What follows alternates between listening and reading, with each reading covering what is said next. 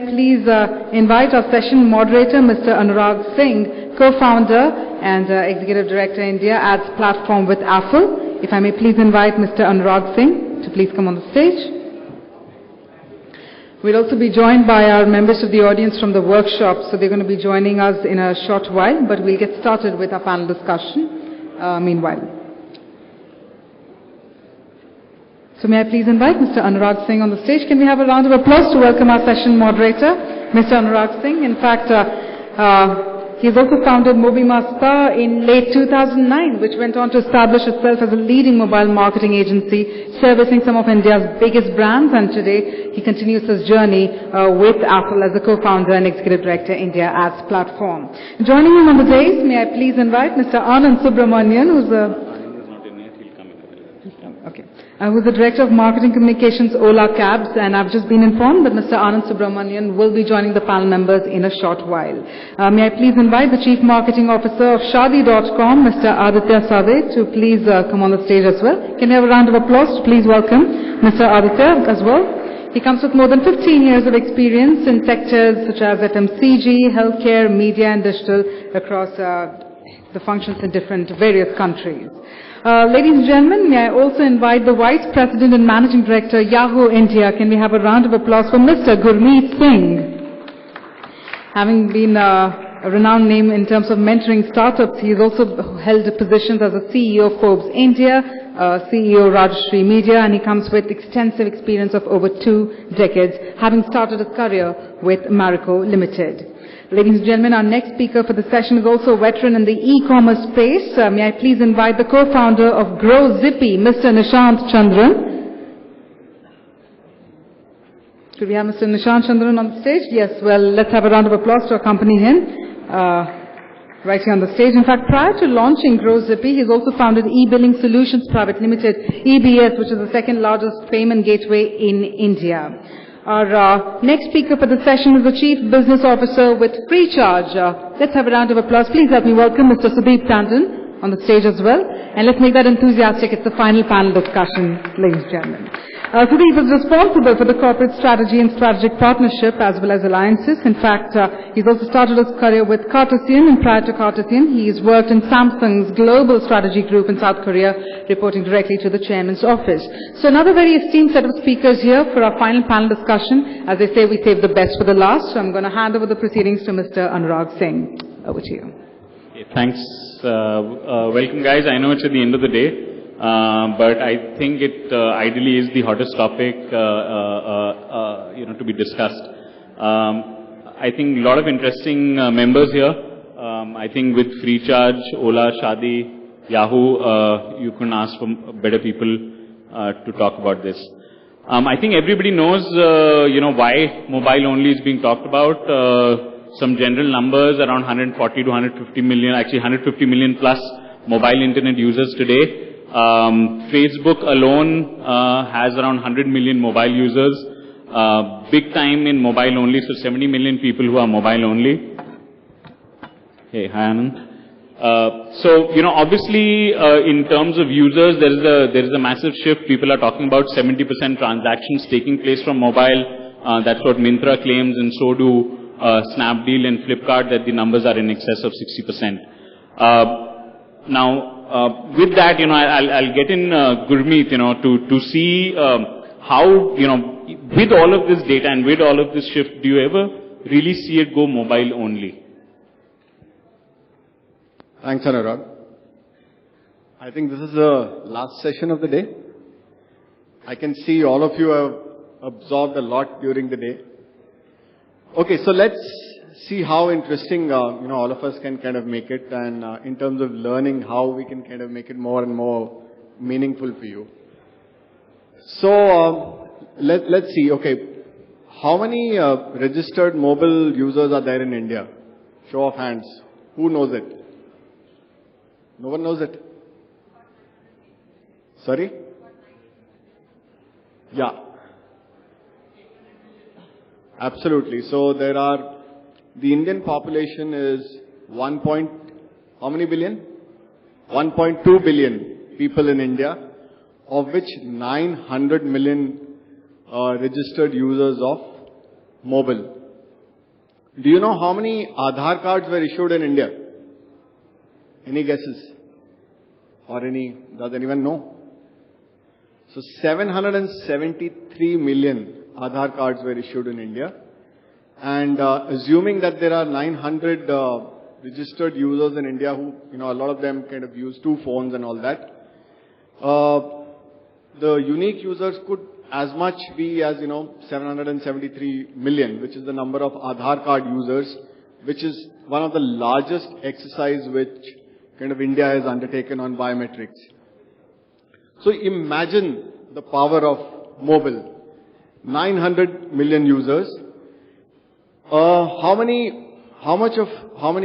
people use internet? Like while Anurag has mentioned the mobile numbers, what are the total internet users in India? Again, IMI says it's 213 million, of which, again 140, 150 is mobile. Yeah. And that is what is kind of going to drive the way ahead. So answering Anurag's question, can a company be a mobile-only company? So I would say, we have a long way to go. While we have about 900 million users, mobile internet is still about 140, 150. So, a long way to go. But if something is growing really, really fast, that is mobile. I would give you an example from Yahoo itself. A few years ago, we used to get, 2% of our revenue from mobile. The only option which was there on mobile was, banner ads. That was the only option. I think the game changer for us was when, in an infinite stream of content, we started having native ads. Native ads are ads which look like content, but if you click them, they are more interesting, they give you more information. They are clearly labeled with a $sign and sponsored, but the user experience is so good that, people feel like clicking it, and therefore the click-through rates which we got from native ads were about, 7 to 8 times higher.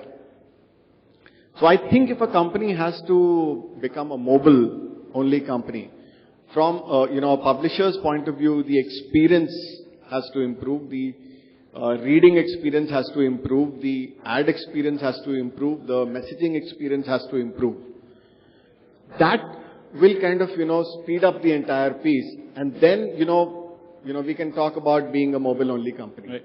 So in terms of content consumption, obviously, if you look at Facebook and everything, or even Yahoo here, one could make the case that, okay, yes, maybe it is still a little slow, but Sudeep, do you think it's the same for transactions?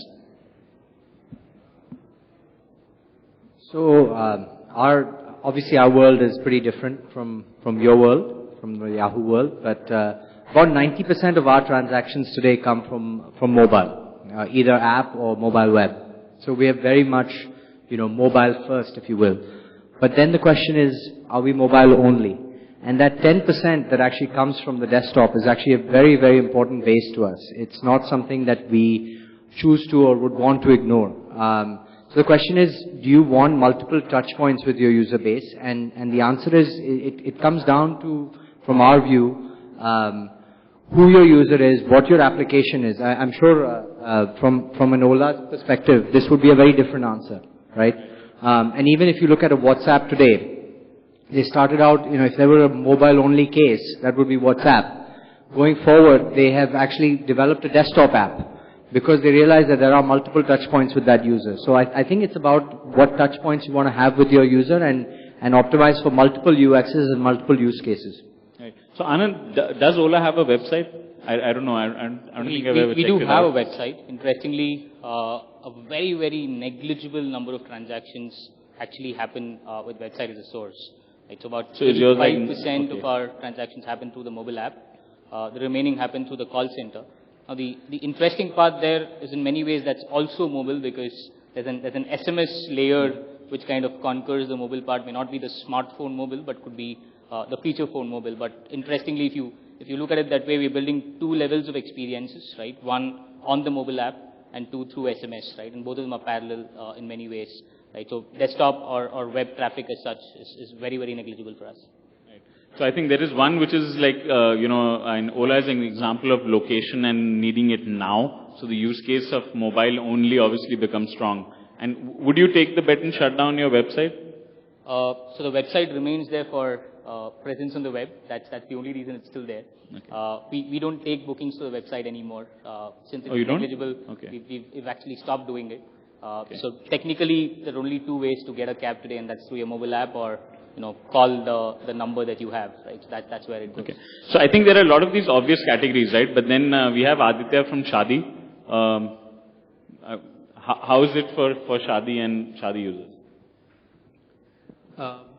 So Gurmit used the word game changers. I think we saw that when we started focusing on our mobile experience. For us, the fact is that users tend to do this search or a partner search different times, either on weekdays or weekends, different parts of the day. Different people in the family do it. So it's necessary for us to maintain a presence where my consumer is able to engage with the content that's already on the site. I'm just trying to generalize the terms. We find it useful to be able to call ourselves mobile first because majority of my traffic comes from there. But the kind of content that we have and the kind of engagement that content requires, it's pretty much agnostic to what screen you're on. And therefore so for Shadi it's more like a multi-screen world than a single screen Yes, world. also because it involves multiple people taking decisions. Correct. So like if it's not usage, I mean, very clearly usage is very high on mobile. It's, let's say, Myntra in fact stated that 90% of browsing, etc. happens on mobile. Is usage enough to switch to a mobile only world? So let's say in Ola's case, is usage the only reason or would you do it for something else like data?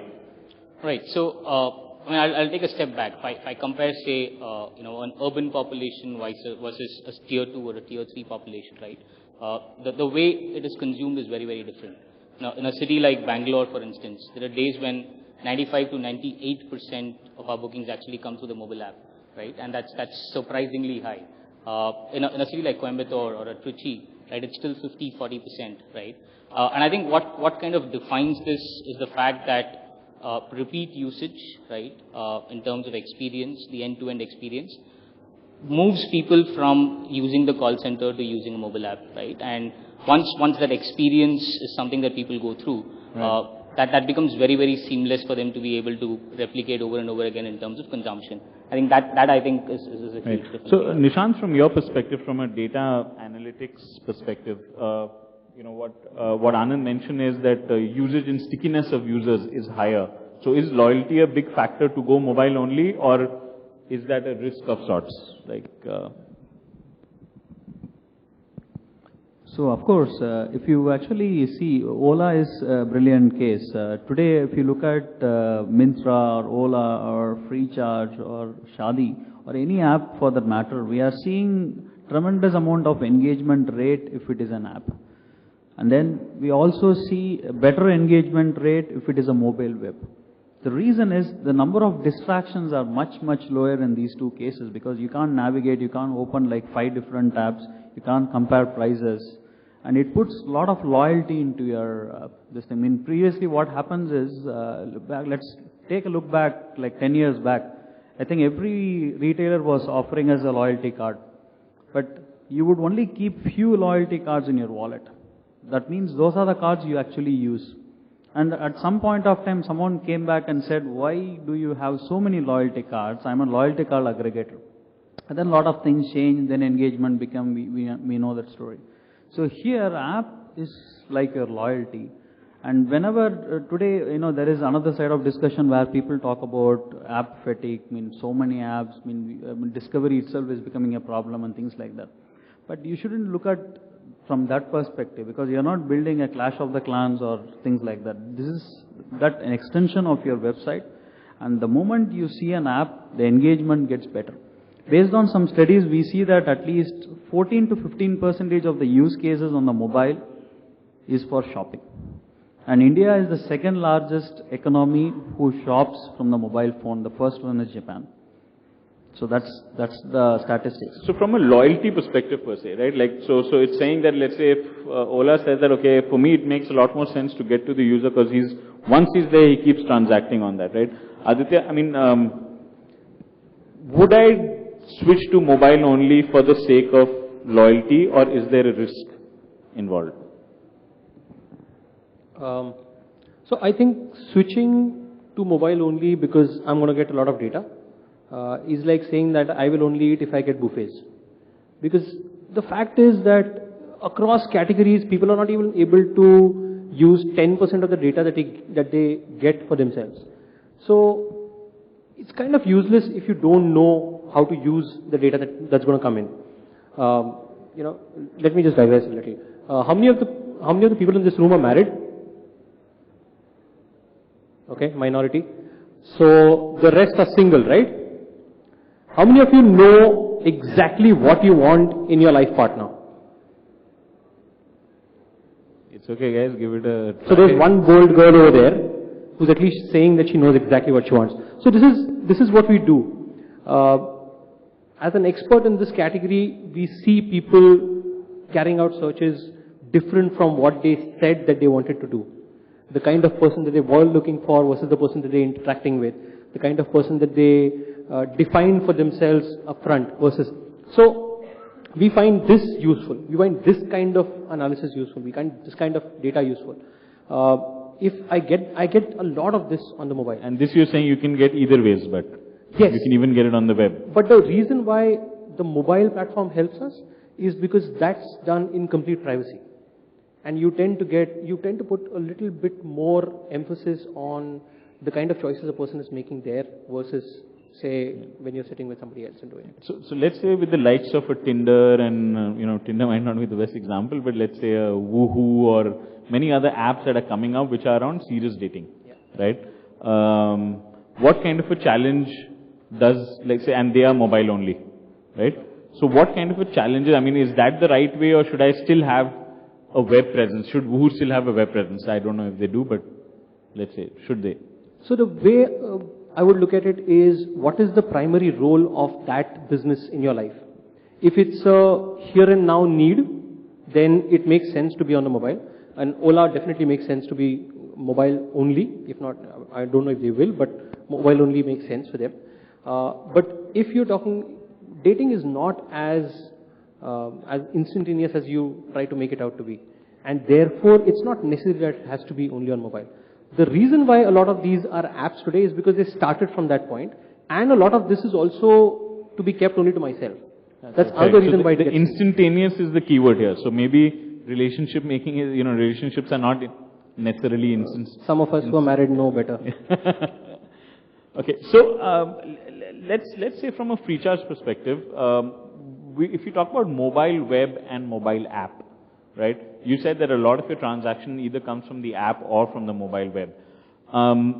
Now, would you consider switching off, let's say, the mobile web for the sake of, let's say, data you would get on the app environment?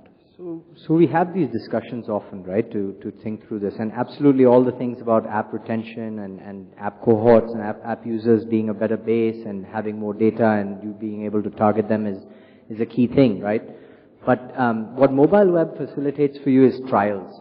And I would like to highlight something that Gurmit was saying earlier, right, about where we are in India, right? Today we have broadly 150 million-ish mobile users, internet users, 215-ish, 250-ish in total internet users, but a potential base of 775, 780 million users. Now, all those users need to try the product, right? They need to try these things out. When you look at an app, yes, sure, the retention, the usage, the data targeting, all of those things are great, but there is greater transactional friction. So if I'm trying to get somebody to try my product for the first time, where are they going to come from? Right.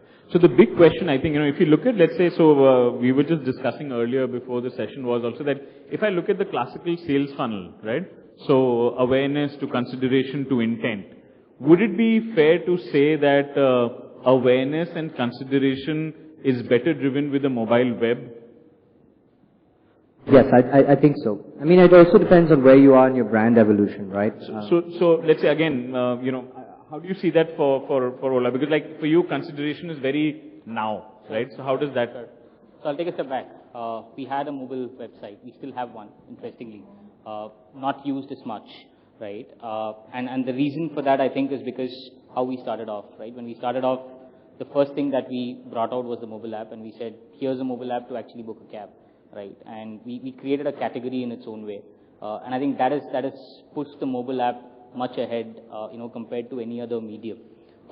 Secondly, I think if you look at the overall experience in terms of using the mobile app, vis-a-vis using the mobile web platform, it's seamless. One, two, the number of data points that I already have with respect to a user on an app is far higher. So the transaction is far quicker and so on. Far quick, right? Yeah. I have his money stored with me in terms of Ola Money. I have his number. I probably even have his favorite locations, right? I know which category he prefers the most, which city he is in, etc. Right? And all of that makes it much simpler. And that's where I think the difference comes in. So, Gurmit, just to get a perspective, let's say from you've been in marketing, for a really long time. So when we look at the, entire awareness consideration piece, do you think it's a mistake to go only app? Because maybe, that kind of disturbs the otherwise exploration that I would have done of your product? So, my perspective on this is that it kind of varies from business to business. There are some businesses which kind of emanate from the mobile.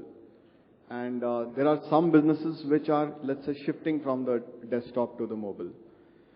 So it depends on, which business you are in, and like you were saying, what stage of business you are in. I can share with you two things. One, of course, is the Yahoo experience, and two, the much talked about thing is Flipkart, right? So, Flipkart is something where, there is Myntra, which is there only on the app. So the learning there is when you're buying on e-tail, there are two kinds of products. One are the high value products and one are the low value products. The high value products are still bought off, on the desktop.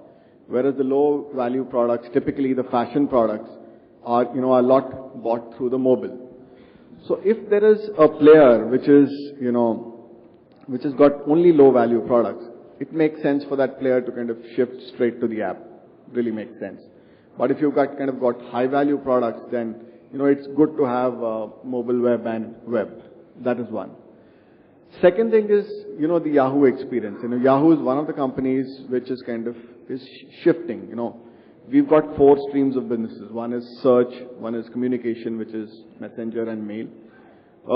3 is media, which is finance, entertainment. And 4th is social. Social, as we all know, is more mobile-centric. So that's the way it is. Messenger, which is communication, is again mobile-centric, and therefore the business will remain like that. Search is something which a lot is moving from the web to the mobile. And media is again something which is moving a lot from web to the mobile. And the movement to mobile, if you see, the amount, we've seen that the user, the amount of time he spends on mobile web versus an app is about, 7 to 8 times higher on an app. So, there is depth in an app. So that's the experience which one has. Right. So I think important takeaway is that obviously from a time spent and getting entrenched into your product, the app is the way to go. But when you're looking at browsing, exploring, checking out a price, or really at the early stages, you're probably wanting to have a mobile web experience, right?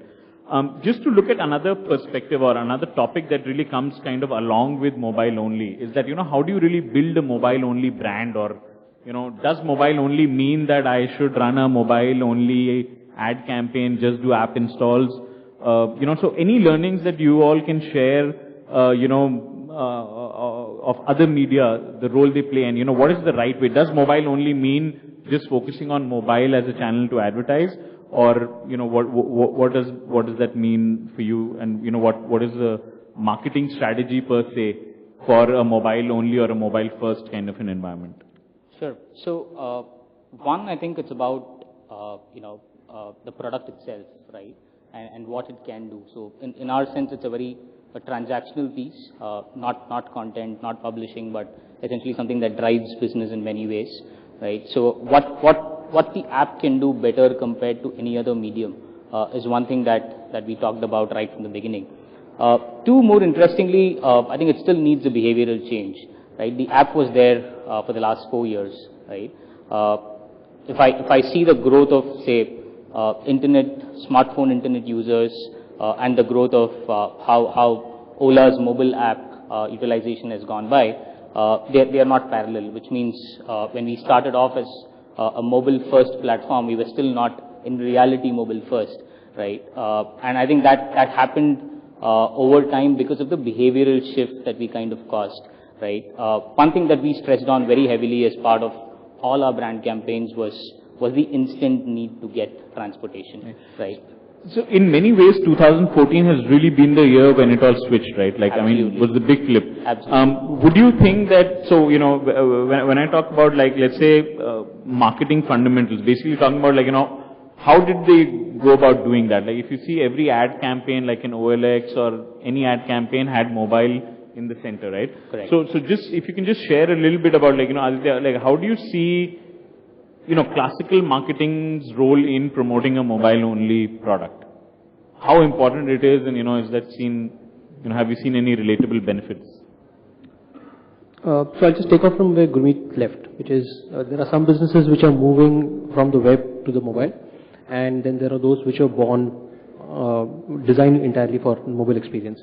I think the good starting point here would be what is the consumer benchmark on experience. If the consumer knows your product, if the consumer knows your service, then can you deliver it on a different screen is what you would want to do. In a country like India, one of the big considerations that you end up making is, can I get new users, mobile first users onto my platform? Having said that, would a new brand discovery happen only on mobile? Perhaps. Should you constrain yourself to that? Perhaps not. In India, does it happen? So let's say FreeCharge, what kind of you did your first TV campaign very recently, right? What kind of an upsurge did you see, and was TV the key component in, taking you to where you were? So our first TV campaign was huge for us. Honestly, as a brand, I think the type of recognition we got was massive. Many people, I think we had loyalists before that. So we saw up to an uptick of 50% more increase in new user transactions, right? That's how we internally track this metric. And as a result, directly of TV campaigns, we saw that massive uptick. So we're aware that happens, right? It's a question of how well you can capitalize on that new user, on those new user transactions, and that's where the product angle comes in. That's when you really have to make sure that your product resonates with who you're trying. But TV is a massive medium for trial. In addition to TV, though, FreeCharge has been doing partnerships. So in India today, you have to promote your product through offline medium, right? Like we said, there's this gap between online and offline India. Everybody's going after online India, and everybody's promoting on online India. But the next wave of users are coming off from offline India. And there's several partners that we've banked on actually to use that growth. So to your point, there's not one way to kind of approach this, right? There's many different ways, and you have to adapt the right way. The approach has to be fundamentally data-driven, is our view. That's how we kind of view everything. And in terms of, let's say, a media mix, what would you suggest? Like, let's say, if you're promoting a mobile app, what kind of a media mix have you seen? What all, like, for example, let's say, does radio figure in the plan? Should it figure in the plan? I think it would still be category specific. What tends to happen a lot more these days is the final metric that the business tends to have is just number of app downloads. And I'm not so sure if that's a great way to do business, but if that's your metric, then you go to the medium that gives you the largest amount of exposure. Like I said, could be TV.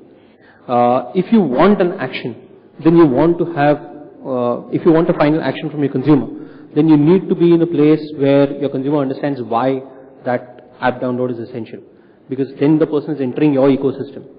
In which case you would want to you want to have a media mix which is more accommodating of consumer experience and context. So let's say in this mobile-only search, what I'm trying to get at is, let's say, digital advertising per se, what let's say, PC advertising. what's happening there? Like, are you starting to take decisions which say that, okay, hey, you know what, let's bump that down and increase the budget to, I don't know, app installs?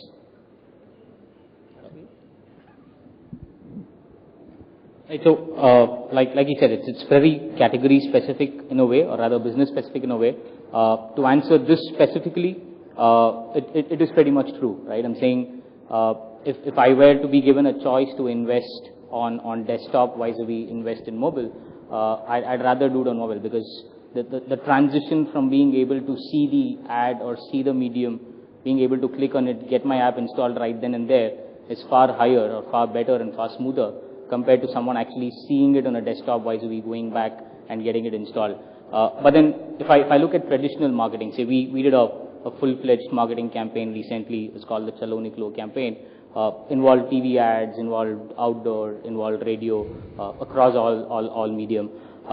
Interestingly, what we did was we played a lot of these ads on YouTube desktop, right? So that was from the hearing that people probably watch more of YouTube than TV, right?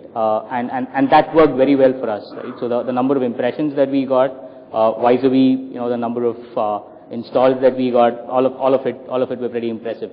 So we look at desktop-based advertising very differently in terms of driving a message rather than driving an app install. For that, there's the mobile as a media itself. So, Gurmit, do you think Myntra would continue to advertise on a Yahoo or a YouTube or a Facebook web?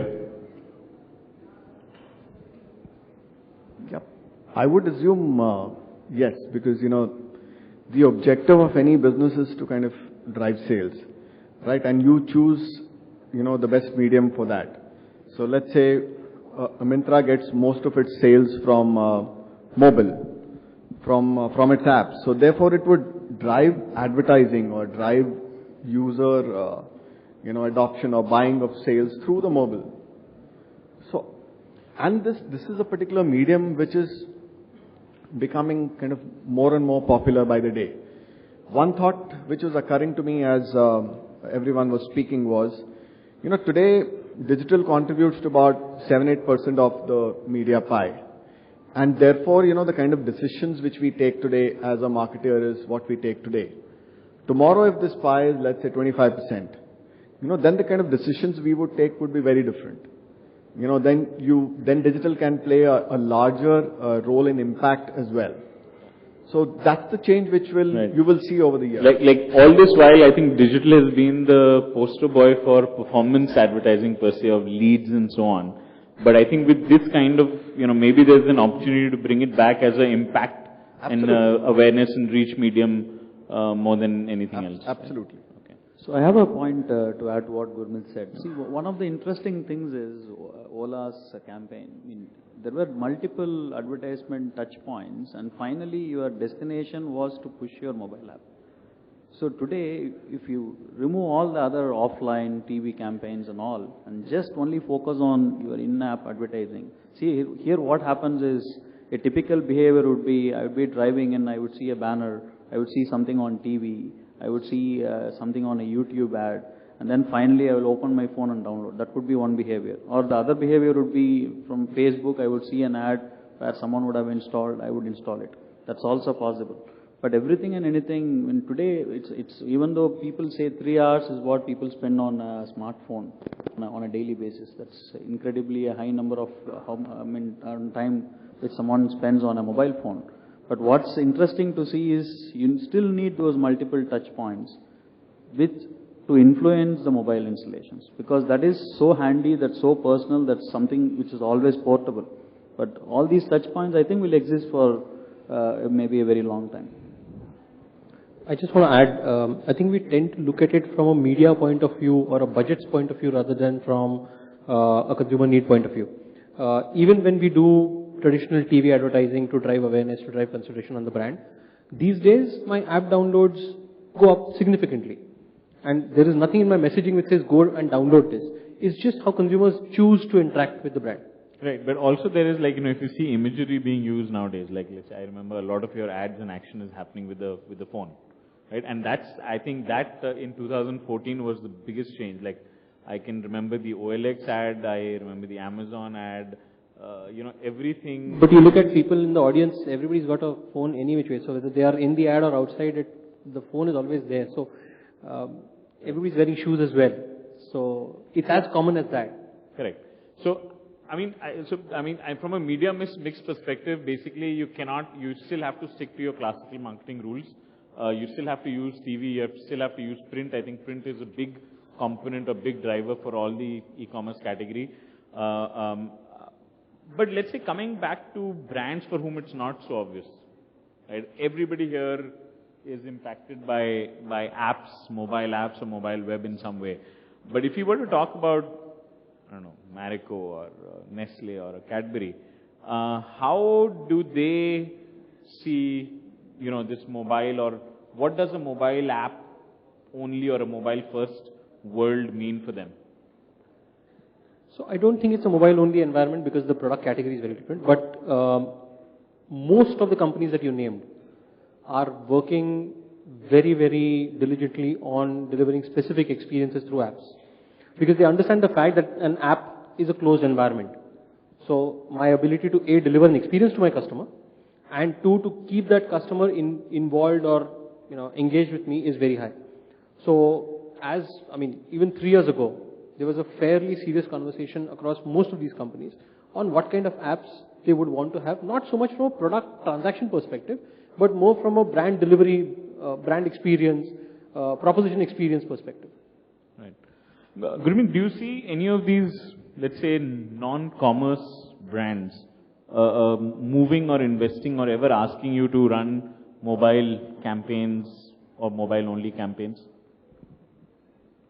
In fact, one example that comes to my mind is Colgate. So let's say if Colgate were to have a mobile presence or a mobile app, what would they do? They would talk about dental care, etc., etc. That would be the usual answer, right?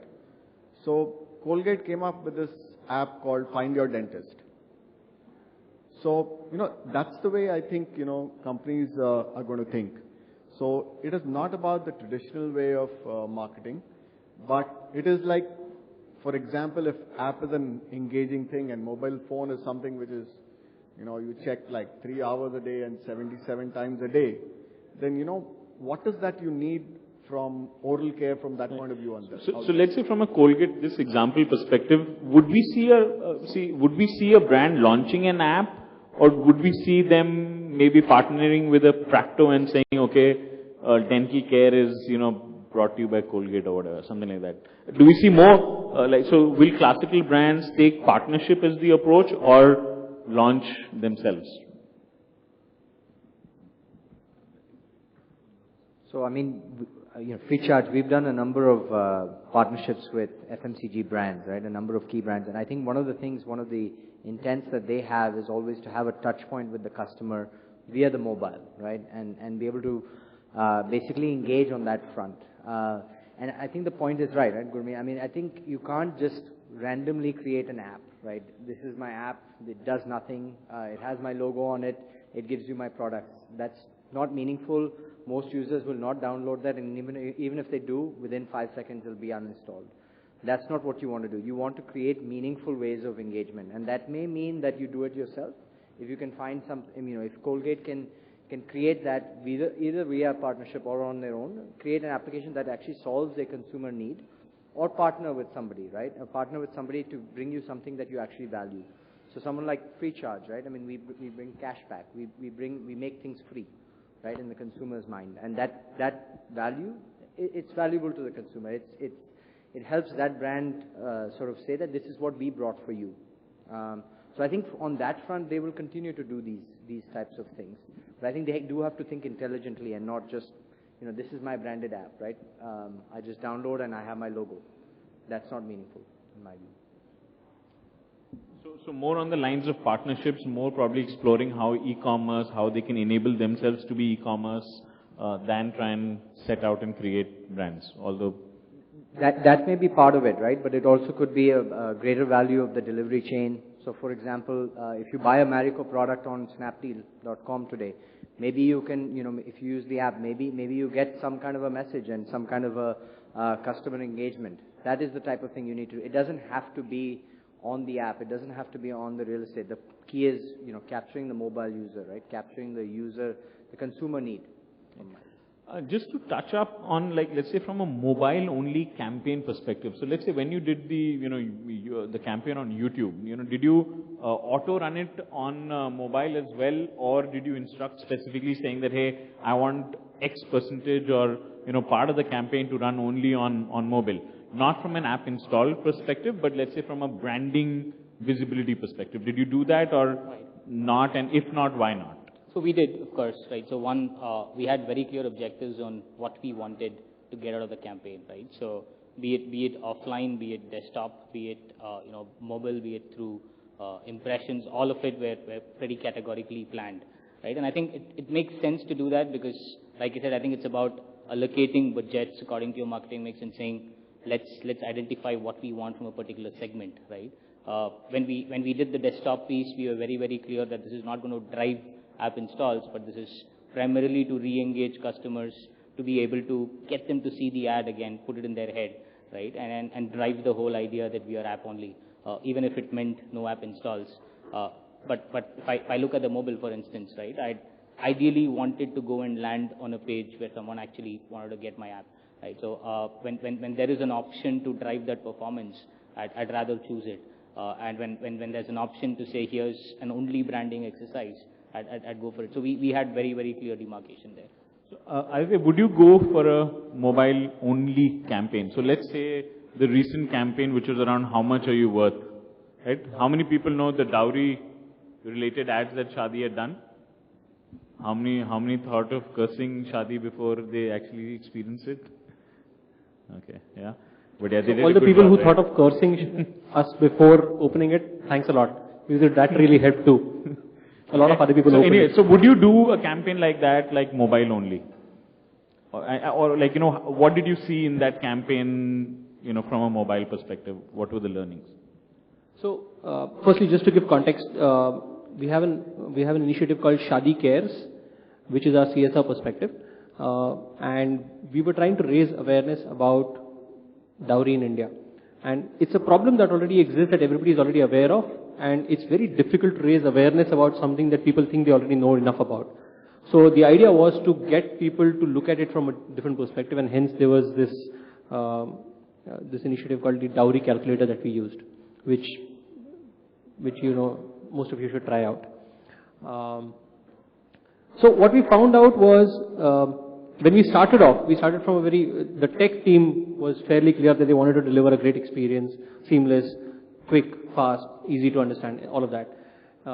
And they faced some hurdles during the dev part. And the first cut was just a desktop calculator on Flash. And we were fairly clear that it was a good idea, which needed to reach people. And the only way we knew it would is if it was mobile friendly. Today, if I look at it, majority of the users who actually tried it out, who've even come across it and clicked on it, have been through mobile.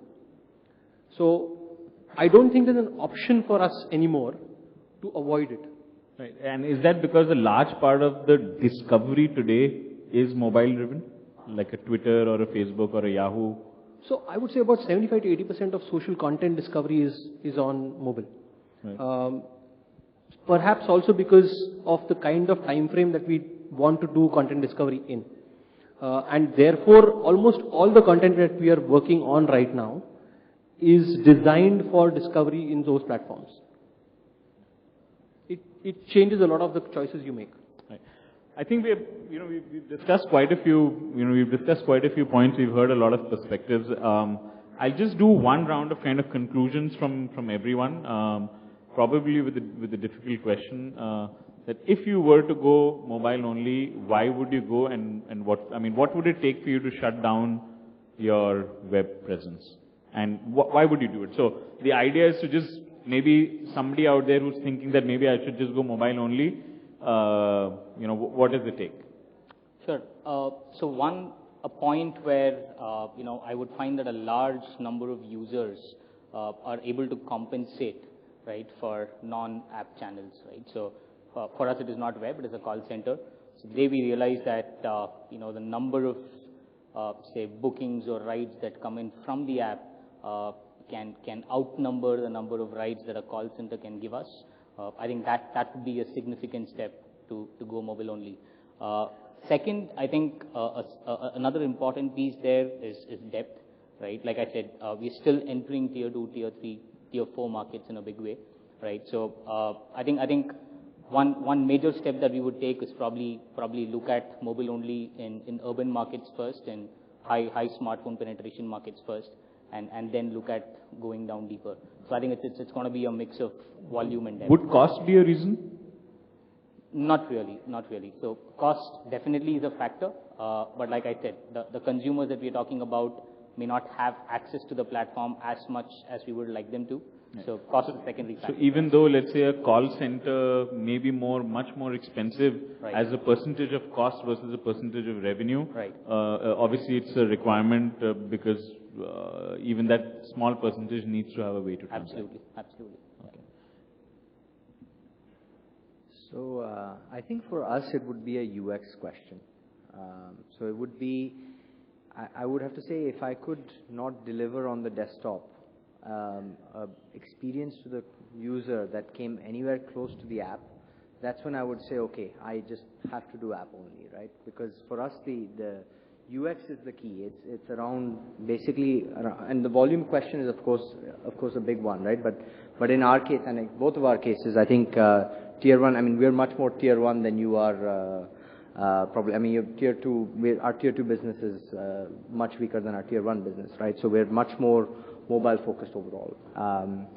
But I think if for us it would be a UX question. If for some reason on the desktop we could not deliver a UX that came anywhere close to what we can deliver on the app or on the mobile web, that's when we would consider, sort of putting all our eggs in that app basket, because it's about preserving that UX and consistency across those multi-screens. And data intelligence would that factor in some way? Data intelligence is a big factor which supports the app.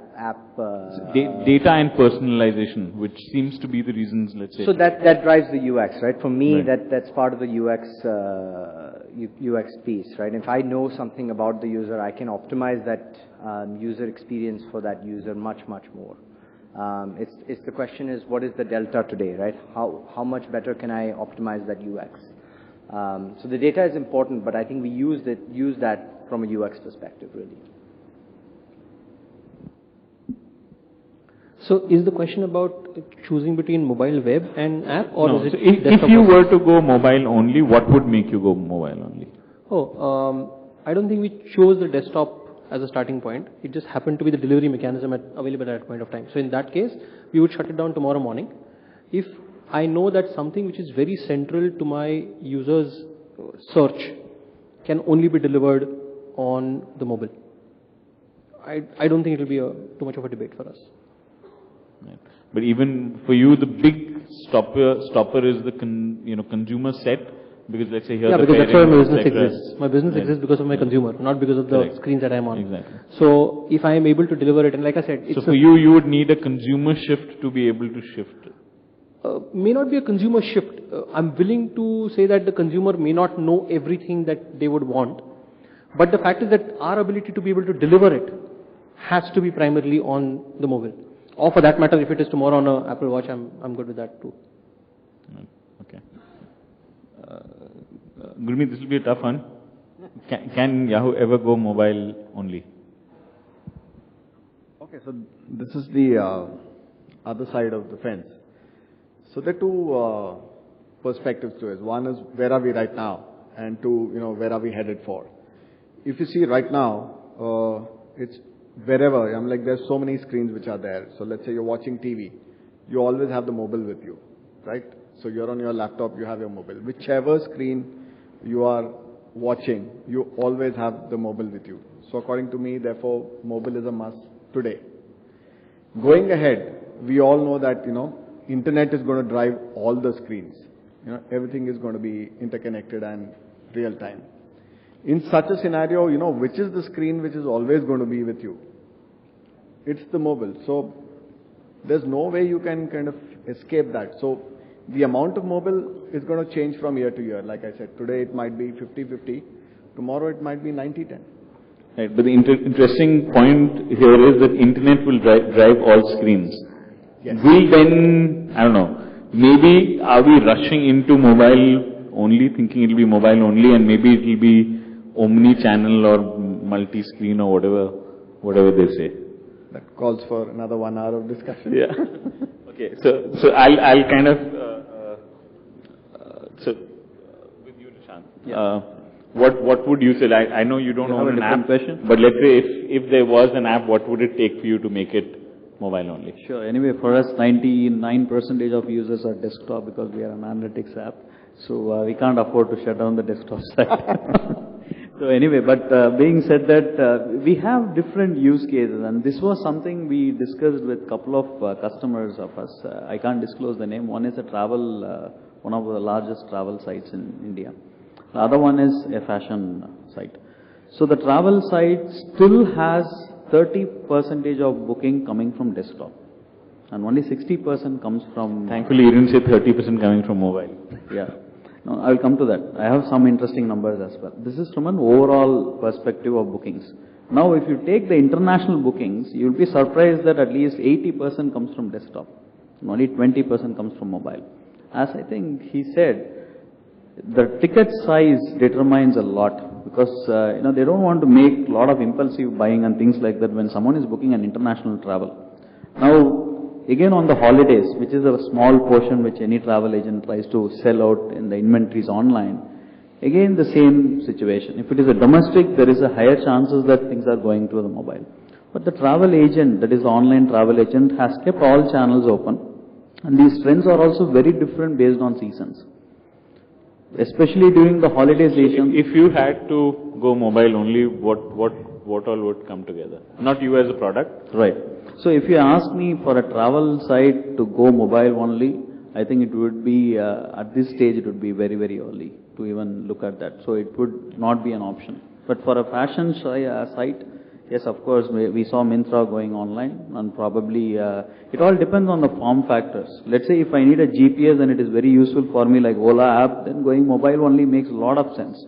If I need to pull your phone contacts and do something about it like Shadi.com and see the same girl is in your contact book, then obviously, these kind of things are really use cases.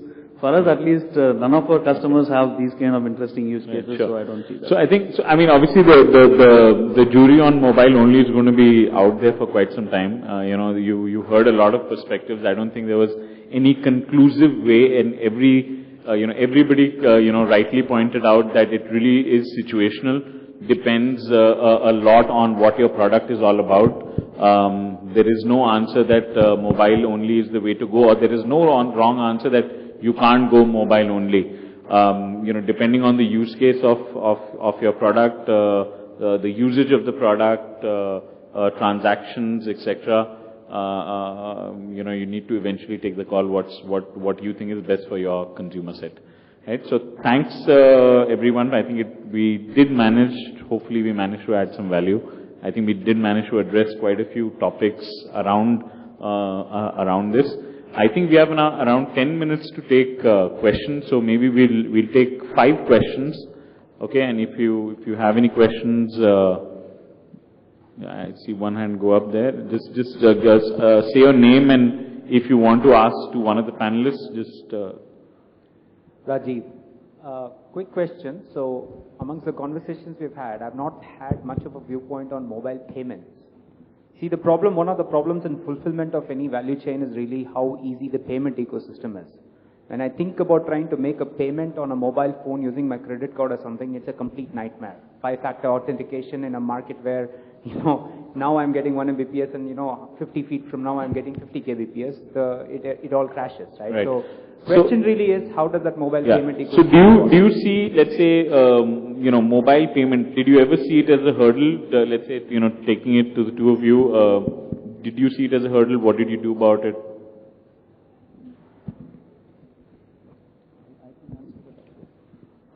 So I think we solved, in our case, say, for mobile payments in a very different way. right? We took the recharge route.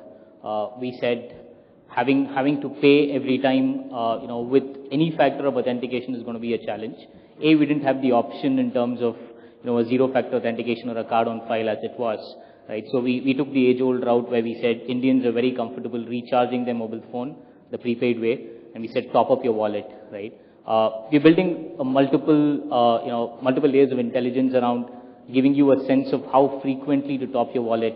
So for instance, today I recharge my wallet every Monday because I kind of know that I'm going to spend 4,000 to 5,000 rupees every week on the Ola app. So I recharge my wallet religiously on a Monday morning, right? But I think with given limitations at the moment, we have to find ways to be able to make it possible to have a smooth experience, right? We launched our wallet in October, and about 40-45% of our bookings are paid for through the wallet, which I think is incredible. It's about 9 months, and we've had almost a 50% adoption in many ways from regular users, right? So I think it's about finding ways with existing limitations. Multiple factor authentication I think is a huge challenge which a lot of industry bodies including IMAI are addressing, and I think we should find a way forward there very soon. So we've also, had to innovate on this. So card on file is one of the ways we've solved on the mobile side. The other is the wallet also. So for us, the wallet is really a stored value account, right? That you use that funds against a recharge, be that a failed recharge or some other means. But those are things that we've had to deal with. Again, agree on the 2FA point, right? That especially for small value transactions creates a lot of friction. We've had to do a lot of innovation to improve sort of payment success rates and take that pain away from the users. But 2FA is something that the industry is sort of dealing with right now. Nishanth, you want to add something? Yeah, so my previous background was I was running a payment gateway company. So this has been one of the key factors which has been causing, like 30% is the payment failures we experience. I think still it's the same, and it's only improving in case of wallets, because as that gentleman pointed out, it's frictionless and it's much easier. The only disadvantage is you need to top up. So there is one friction, but at least it makes it easier. So today I think there is a separate conference and a committee which is only addressing part of this issue. I think very soon we will see. Today I think there was a welcome move from RBI which says if it's an NFC payment of below 2,000 rupees, then you are much likely to do it just like waving your NFC card. So today we don't have all these form factors in, but today the ordinance is in place. Maybe we will see some innovations coming up. I mean, see, the consumers already figured it out, right? Like if 70% of them are transacting on mobile, then they've already figured it out. The task that remains is how does that made easier, and that's where the wallets come in a big way. Hi, my name is Sanchita. I lead online marketing for Reliance Digital. I'm going to pick up from what you said, Anurag, about connected devices and when you're talking about screens, right? And my question is more to Ola, where you have something called Cafe on your app as well, right? I mean, in the age where the internet is going to power all devices and all screens, and technology is like a Miracast and Chromecast are the next big things, I'd like to have the freedom to choose on what screen I interact with your business, so when you're going to diversify into things which are, not only cab booking, what are you going to do then? And I'm not talking about advertising, I'm talking about business presence. Why would you kind of limit your own options in terms of screens that you could be present on? So if you look at the options available today, right, I think the most intelligent, and the closest option available to give you all data in the shortest span of time is your mobile device, right? It wouldn't be any other device. Put any device to test. The number of data points that I would get about you as a customer, right? Have you tried Cafe, given that you pointed it out by any chance? No, I haven't. It keeps saying that's going to get launched soon. It hasn't launched. Great. So if you're ever in a locality which, Cafe serves at this point, is about 30 localities nationally, do try it. The reason why I'm telling you this is we have a 15 to 20 minute delivery, timeline. And more often than not, I'm able to get it in 10 minutes, right? And that's made possible simply because of the fact that it's mobile driven, right? So it's not a restriction on a screen. Tomorrow, if there's going to be a device that will be far more intelligent than mobile, which can give me more options, which can give me more data points, which can tell me, what you want and, what you want better with more information, we'd be happy to consider that, as the primary channel and probably prepare a product that will be compatible for a different screen. But at the moment, like, Gurmit pointed out, I think the mobile device is something that overrules every other device today. If you're going to be watching TV, you have a mobile. You want to be sitting in front of your laptop, you have a mobile. You're sleeping, you have a mobile, right? So I think that's the primary reason in terms of choice. And it's not just about autos or cabs or cafe. I think it's about on demand, right? If you want something on demand, the most intuitive way that you would look for is open your mobile and find what you want around you, right? And if one app can be delivering that to you, then that's easier. And that, I think, is also very different, right? I mean, it differs from product to product. Like, I'm sure that Aditya would have a very different point of view. I mean, he would love to have an app on TV where you can browse profiles. Yeah? I mean, the idea is that it differs. Like, so even cafe, what I understand is like, I want that product to be delivered now here, so my location is important and so on. That's why mobile. Obviously, it was any other use case, everybody would argue for a multi-channel presence.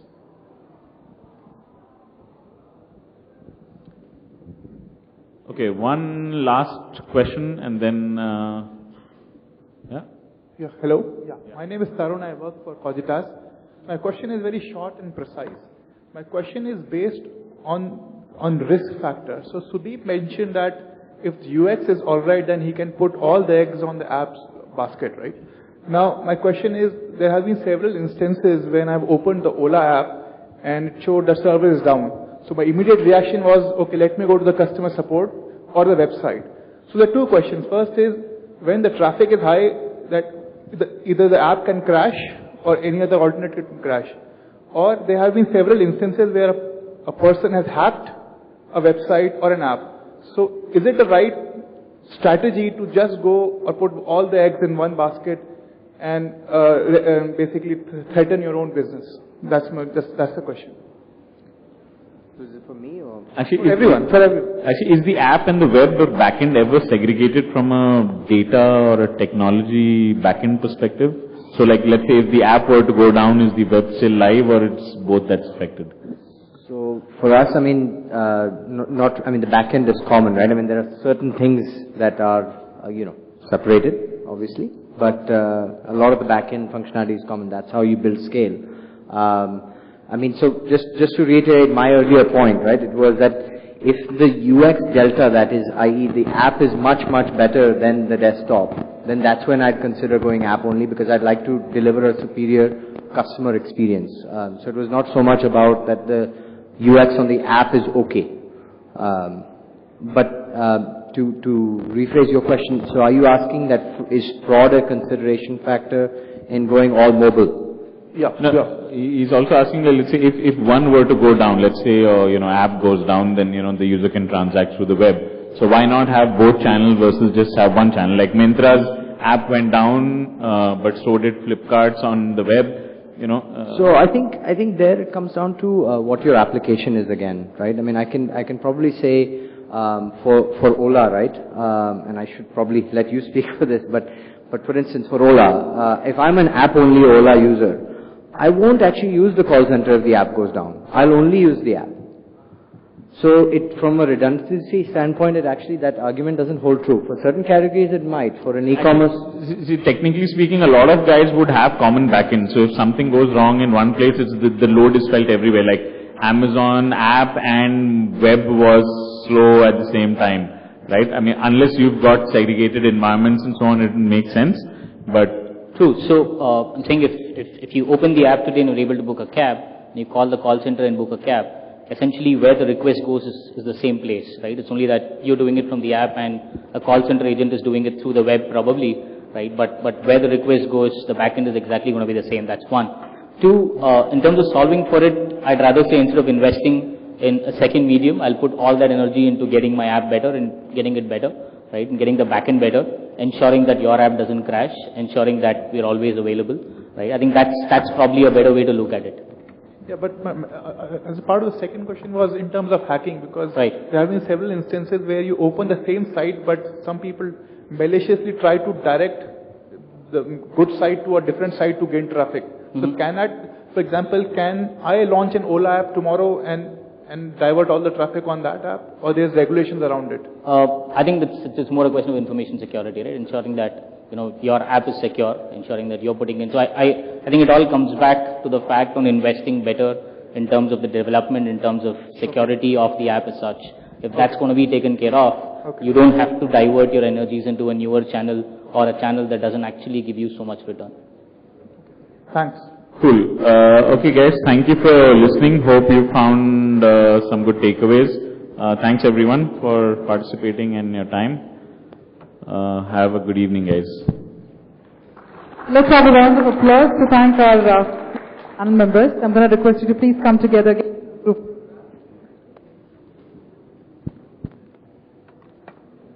And we'd also like to announce that we're just going to be taking a couple of minutes of time more to also reveal our winners of the Twitter contest as well as the Kindle Pad winner. So you can just hold on for another